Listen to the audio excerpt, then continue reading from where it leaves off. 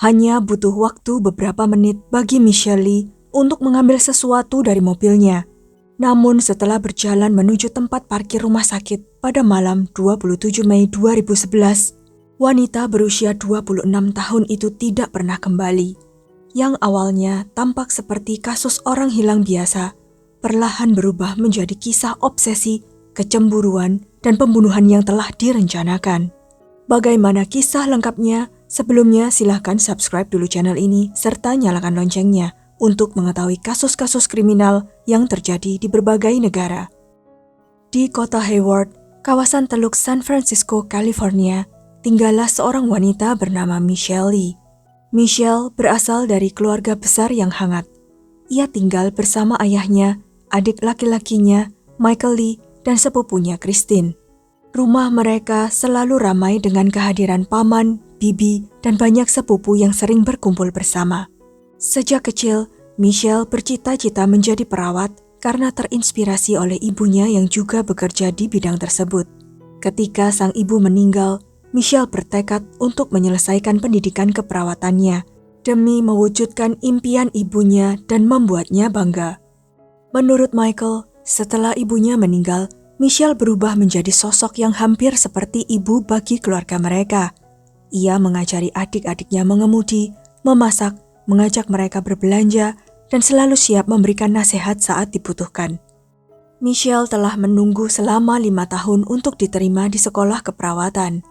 Kesabarannya akhirnya terbayar ketika ia berhasil masuk ke program keperawatan intensif 1 tahun di Samuel Merritt University. Pada Mei 2011, ia hanya tinggal 6 bulan lagi sebelum lulus. Nilainya selalu sempurna, dan saat itu ia sedang menjalani praktik klinis di unit persalinan Kaiser Permanente Medical Center Hayward. Rajin, penyayang, dan selalu tersenyum, Michelle tidak pernah takut bekerja keras. Ia dikenal sebagai pribadi yang optimis dalam situasi apapun. Pada 27 Mei 2011, Michelle sedang menjalani giliran praktik di rumah sakit. Hari itu berjalan normal seperti biasanya. Karena bertepatan dengan hari Jumat sekaligus hari terakhir para mahasiswa menjalani rotasi di rumah sakit tersebut, suasana terasa lebih santai dan penuh antusiasme menjelang akhir pekan. Michelle bahkan sudah memiliki rencana untuk mengunjungi teman-temannya di Reno, Nevada. Sekitar pukul 18:55 malam, Michelle memberitahu supervisornya bahwa ia akan sebentar menuju mobil untuk mengambil sesuatu. Ia mengatakan bahwa ia hanya akan pergi beberapa menit. Rekaman CCTV menunjukkan Michelle memasuki area parkir lantai 3 dan berjalan menuju mobil Honda CR-V putih miliknya yang terparkir di sudut area parkir. Sesaat kemudian, ia terlihat berhenti, berbalik arah, lalu menghilang dari kamera. 17 menit kemudian, mobil Michelle tiba-tiba keluar dari gedung parkir. Menjelang pukul 21, para supervisor mulai mengumpulkan seluruh mahasiswa untuk penutupan kegiatan hari itu. Namun Michelle belum kembali. Tas dan jaketnya masih berada di ruang staf. Ia juga belum melakukan absensi keluar. Ketika dihubungi, teleponnya hanya berdering tanpa jawaban. Merasa ada yang tidak beres, instruktur Michelle bersama petugas keamanan pergi ke area parkir untuk memeriksa. Tempat parkir Michelle kosong. Beberapa menit kemudian, mobil Michelle tiba-tiba kembali memasuki gedung parkir dan naik ke lantai 3. Sang instruktur langsung melambaikan tangan ke arah pengemudi. Mobil itu sempat berhenti sejenak, lalu mundur, melewati mereka, dan kembali keluar dari gedung. Perilaku itu sangat tidak biasa bagi Michelle. Instrukturnya bahkan merasa tidak yakin bahwa orang yang berada di balik kemudi adalah Michelle. Karena curiga telah terjadi sesuatu, ia segera menghubungi polisi. Keesokan paginya, masih tidak ada kabar dari Michelle. Sudah hampir 10 jam sejak seseorang terakhir kali melihatnya.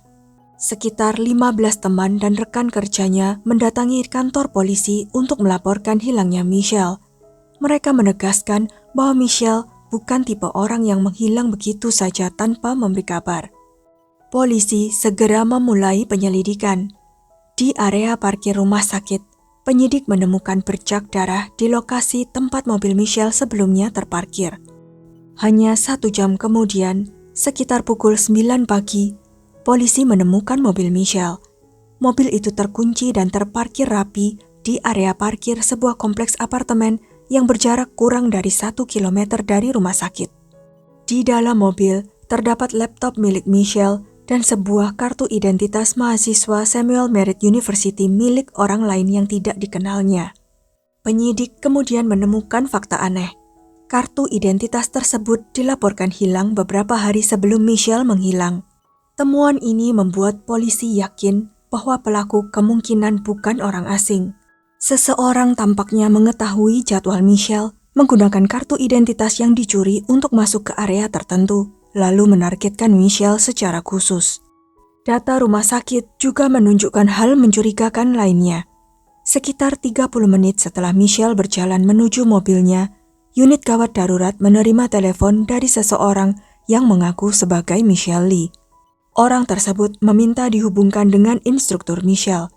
Ketika diberitahu bahwa ia menghubungi bagian yang salah, penelepon meminta resepsionis menyampaikan pesan bahwa ayahnya mengalami serangan jantung. Sementara itu, saat mobil Michelle sedang diperiksa lebih lanjut, saudara laki-lakinya menerima pesan teks dari nomor Michelle. Pesan itu berbunyi singkat, "Aku baik-baik saja." Tak lama kemudian muncul pesan lain, "Aku tidak hilang, ponselku sedang bermasalah dan menghapus semuanya." Semua pesan ini membuat bateraiku habis. Tak hanya Michael, teman-teman Michelle juga mulai menerima pesan serupa. Namun isi pesannya berbeda-beda. Ada yang mengatakan Michelle mengalami ban bocor, ada yang menyebut ia sudah berada di Reno, ada pula yang mengatakan ia hanya ingin beristirahat dan menjauh dari media sosial. Pada 31 Mei, hadiah bagi siapapun yang memiliki informasi mengenai keberadaan Michelle terus meningkat. Keluarganya bahkan menyewa penyelidik swasta. Lebih dari 100 relawan ikut membantu pencarian, menyisir area yang sangat luas di sekitar Hayward dan wilayah sekitarnya. Di tengah penyelidikan, satu nama terus muncul dalam wawancara para saksi, Giselle Esteban. Michelle dan Giselle telah berteman sejak masa sekolah. Hubungan mereka dulu sangat dekat, bahkan pernah tinggal bersama saat kuliah. Giselle memiliki seorang putri berusia 6 tahun dari hubungannya dengan seorang pria bernama Scott Marasigan. Hubungan mereka telah berakhir, tetapi perpisahan itu berlangsung buruk. Masalah antara Michelle dan Giselle berawal dari Scott. Sebelum Scott dan Giselle berpacaran, Scott pernah beberapa kali berkencan dengan Michelle. Namun keduanya segera menyadari bahwa mereka lebih cocok sebagai teman. Hubungan mereka tidak pernah berkembang menjadi hubungan romantis yang serius. Meski demikian, Giselle tampaknya tidak pernah mempercayai hal tersebut. Ia menjadi terobsesi dengan keyakinan bahwa Michelle memiliki hubungan khusus dengan Scott. Seiring waktu, perilaku Giselle semakin berubah. Persahabatannya dengan Michelle mulai merenggang. Michelle tetap berteman baik dengan Scott dan menolak mengikuti tuntutan Giselle untuk memutus komunikasi dengannya. Padahal saat itu Michelle sudah memiliki kehidupan dan hubungan asmara sendiri, sementara Scott juga menjalani hidupnya masing-masing. Apapun yang diyakini Giselle, kenyataannya sangat jauh berbeda. Ketika polisi mewawancarai Giselle Esteban yang saat itu berusia 27 tahun, permusuhannya terhadap Michelle langsung terlihat jelas. Giselle mengatakan bahwa Michelle adalah sahabatnya yang telah merebut tunangannya. Setelah itu, penyidik menemui Scott Marasigan. Scott bersikap terbuka dan kooperatif. Para detektif menilai keterangannya jujur dan ia tampak benar-benar terpukul atas hilangnya Michelle. Ia bahkan ikut menghadiri acara doa bersama dan membantu pencarian. Scott juga menceritakan berbagai masalah yang pernah ia alami dengan Giselle. Scott beberapa kali mencoba memperbaiki hubungan demi anak mereka. Namun setiap kali mereka mencoba memulai kembali, hubungan itu selalu berakhir dengan kegagalan. Scott kemudian menunjukkan serangkaian pesan yang pernah dikirim Giselle kepadanya. Banyak di antaranya berisi kebencian terhadap Michelle. Dalam salah satu pesan, Giselle menulis, "Semoga kamu mendapatkan apa yang kamu cari dari seseorang yang menjijikkan seperti dia." Pesan lain berbunyi, "Michelle sudah menggali kuburnya sendiri karena menjadi penghancur rumah tangga. Dia tidak akan menjadi masalah lebih lama lagi. Kamu mendorongku menuju kegilaan. Kamu akan menuai akibat dari semua yang telah kamu lakukan. Semakin lama, isi pesan-pesan tersebut semakin agresif dan penuh amarah. Beberapa bahkan menyiratkan bahwa Michelle akan mendapatkan balasan yang pantas. Tak hanya kepada Scott, Giselle juga mengirim pesan langsung kepada Michelle. Ia menuduh Michelle merusak keluarganya dan mengatakan bahwa Michelle bukan sahabat, melainkan seseorang yang selama ini hanya memanfaatkannya. Kemudian Scott memperlihatkan sesuatu yang belum pernah ia tunjukkan kepada siapapun. Rekaman suara salah satu ledakan emosi Giselle. I asked you, can we just be honest about Michelle because she's the one issue that I really am having a hard time dealing with. That's not what you said at all. Yes! Okay, We well didn't then talk for fine. days. Starting from now, we are going to be honest about Michelle.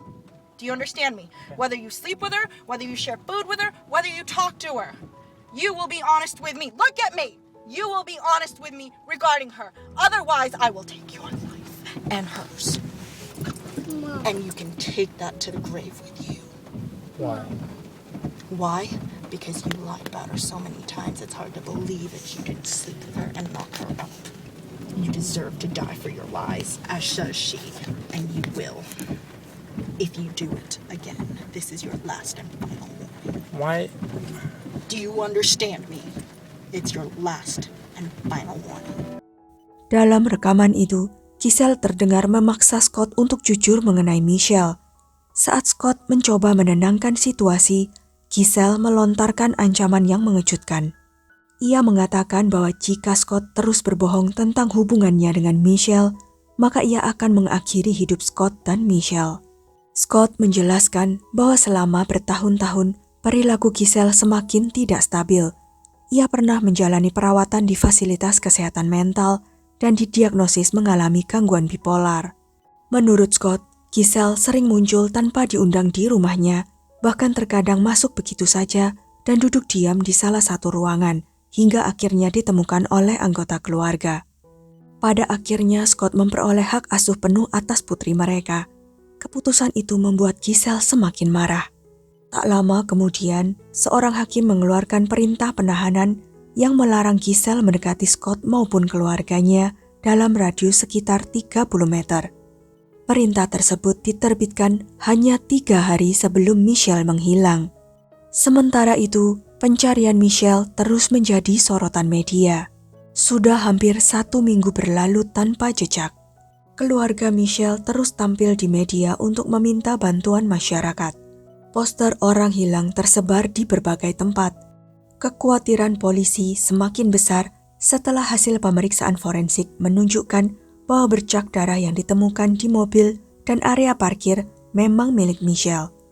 Penyidik kemudian memanggil keluarga Michelle dan menyampaikan kabar yang sangat berat. Mereka tidak lagi menangani kasus orang hilang. Penyelidikan kini resmi berubah menjadi kasus pembunuhan. Dalam hampir setiap petunjuk yang diterima polisi, nama Giselle terus muncul. Karena itu, polisi memanggilnya untuk wawancara resmi. Saat itu Giselle sedang hamil beberapa bulan. Dalam wawancara tersebut, ia mengakui bahwa dirinya memang berada di Kaiser Permanente Hayward pada malam Michelle menghilang. Namun ia mengklaim hanya datang untuk pemeriksaan kesehatan. Ketika ditanya tentang hubungannya dengan Michelle, Giselle mengatakan bahwa dulu ia menganggap Michelle seperti saudara sendiri. Namun semuanya berubah karena Michelle dan Scott. Giselle mengklaim bahwa keduanya telah mengkhianatinya saat ia masih menjalin hubungan dengan Scott. Polisi pun mulai mengawasi setiap gerak-geriknya dan diam-diam memasang alat pelacak pada mobilnya. Para penyidik yakin Giselle mengetahui sesuatu tentang hilangnya Michelle, namun mereka masih belum yakin apakah ia bertindak sendirian. Tubuh Giselle yang kecil dan kehamilannya membuat mereka bertanya-tanya apakah ia benar-benar mampu melakukan semua ini seorang diri. Di tengah penyelidikan, Scott kembali menghubungi polisi. Ia mengaku menemukan ponsel Michelle. Yang mengejutkan, ponsel itu ditemukan di kursi belakang mobilnya sendiri.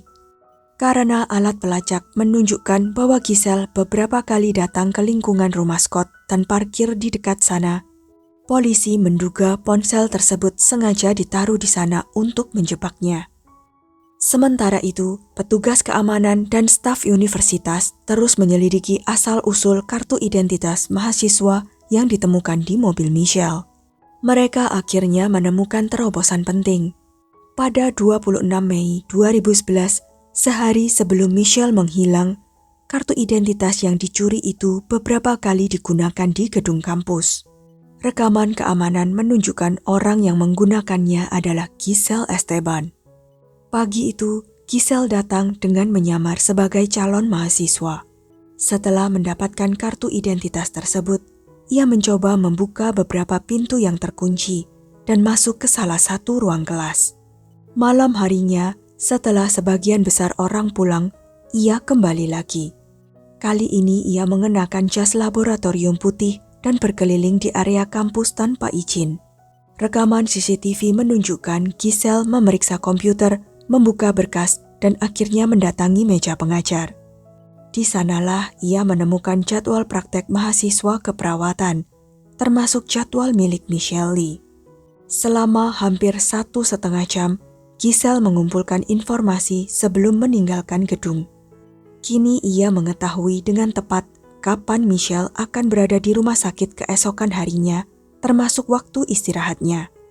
Analis data telepon seluler kemudian mengungkap fakta lain yang semakin memberatkan. Ponsel Giselle dan Michelle berada di lokasi yang sama setelah Michelle menghilang. Lalu sehari setelah kejadian, Giselle masuk ke sebuah Apple Store sambil membawa sebuah iPhone. Ia mengatakan kepada teknisi bahwa putrinya tidak sengaja mengunci ponsel tersebut dan meminta bantuan untuk membukanya. Setelah ponsel berhasil dibuka, Giselle pergi meninggalkan toko. Saat itulah teman-teman Michelle mulai menerima pesan-pesan aneh dari ponselnya. Isinya berubah-ubah dan jelas tidak masuk akal. Data menara seluler kemudian memastikan bahwa pesan-pesan tersebut memang dikirim dari iPhone milik Michelle. Rekaman CCTV di sebuah restoran keluarga, Chuck E. Cheese, menunjukkan Giselle sedang menggunakan ponsel tersebut untuk mengirim pesan kepada banyak orang. Meski jasad Michelle belum ditemukan, bukti yang dimiliki polisi sudah sangat kuat. Pada 7 September 2011, Giselle Esteban ditangkap di rumahnya dan didakwa atas pembunuhan tingkat pertama. Saat menggeledah rumahnya, polisi menemukan sepasang sepatu yang bagian solnya mengandung darah Michelle. Mereka juga menemukan rambut Giselle di dalam mobil Michelle. Sementara DNA Giselle ditemukan pada kemudi kendaraan tersebut. Polisi kemudian memeriksa komputer milik Giselle dan menemukan sejumlah pencarian internet yang sangat mencurigakan. Beberapa hari sebelum Michelle menghilang, Giselle mencari informasi tentang cara menyebabkan serangan jantung tanpa meninggalkan jejak, cara membuntuti seseorang tanpa ketahuan, cara membuka kunci, serta berbagai zat beracun seperti kalium klorida dan karbon monoksida. Setelah Michelle menghilang, Giselle juga mencari nama Michelle Lee di internet lebih dari 300 kali. Kemudian, 10 hari setelah penangkapan Giselle, tepatnya pada 17 September 2011, kabar yang paling ditakuti keluarga akhirnya datang. Tim pencari menemukan kerangka manusia di sebuah area terpencil dekat Sunol, sekitar 20 km dari rumah Giselle. Hasil pemeriksaan forensik memastikan bahwa jasad tersebut adalah Michelle Lee. Karena tubuh Michelle telah berada di sana selama hampir 4 bulan dan hanya tersisa kerangka, penyebab pasti kematiannya tidak dapat ditemukan. Meski begitu, penyidik kini memiliki cukup bukti untuk melanjutkan kasus ke pengadilan. Pada September 2012, persidangan Giselle dimulai. Awalnya ia mengaku tidak bersalah. Namun selama persidangan, tim pembelanya mengakui bahwa Giselle memang menyebabkan kematian Michelle. Mereka berargumen bahwa kejadian itu bukan pembunuhan berencana, melainkan ledakan emosi sesaat yang seharusnya dikategorikan sebagai pembunuhan tidak berencana. Namun jaksa menolak argumen tersebut. Mereka menunjukkan bahwa Giselle telah mencuri kartu identitas mahasiswa, menyusup ke kampus untuk mendapatkan jadwal Michelle, mengawasi gerakannya, serta melakukan berbagai persiapan sebelum hari kejadian. Bagi jaksa, semua itu menunjukkan adanya perencanaan yang matang. Giselle memilih untuk tidak memberikan kesaksian di hadapan juri. Selama persidangan, ia hampir tidak menunjukkan emosi apapun. Ia duduk diam dengan ekspresi datar, bahkan ketika bukti-bukti memberatkannya dipaparkan satu persatu. Penyidik tidak dapat memastikan bagaimana Giselle mendekati Michelle di area parkir malam itu. Namun mereka meyakini bahwa setelah mengetahui jadwal korban, Giselle menunggu saat yang tepat lalu menyerangnya secara tiba-tiba menggunakan benda tajam. Teori tersebut menjelaskan adanya darah Michelle di lokasi parkir dan bagaimana Giselle kemudian dapat memindahkan korban ke dalam kendaraan. Setelah mempertimbangkan seluruh bukti, juri akhirnya menyatakan Giselle Esteban bersalah atas pembunuhan tingkat pertama. Seperti selama persidangan, Giselle tidak menunjukkan reaksi berarti saat putusan dibacakan. Ia meninggalkan ruang sidang tanpa sepatah kata pun. Pada Desember 2012, Giselle dijatuhi hukuman 25 tahun hingga seumur hidup di penjara. Paman Michelle mengatakan bahwa selama persidangan, Giselle tidak pernah menunjukkan penyesalan sedikit pun. Ia hanya menatap keluarga korban dengan ekspresi kosong. Keluarga Michelle sebenarnya berharap hukuman penjara seumur hidup tanpa kemungkinan pembebasan bersyarat. Mereka khawatir harus terus menghadiri sidang pembebasan bersyarat di masa depan dan kembali mengingat tragedi yang sama berulang kali. Saat di penjara, Giselle melahirkan seorang bayi laki-laki. Anak tersebut kemudian diasuh oleh ayah kandungnya. Pernah beredar rumor bahwa Scott adalah ayah bayi itu, tetapi Scott membantahnya, dan identitas ayah biologis anak itu tidak pernah dipublikasikan. Kasus ini dikenang sebagai salah satu pembunuhan paling kejam yang dipicu oleh kecemburuan, obsesi, dan kebencian yang terus dipelihara selama bertahun-tahun terhadap orang-orang yang sebenarnya tidak melakukan kesalahan apapun. Sekian kisah kali ini.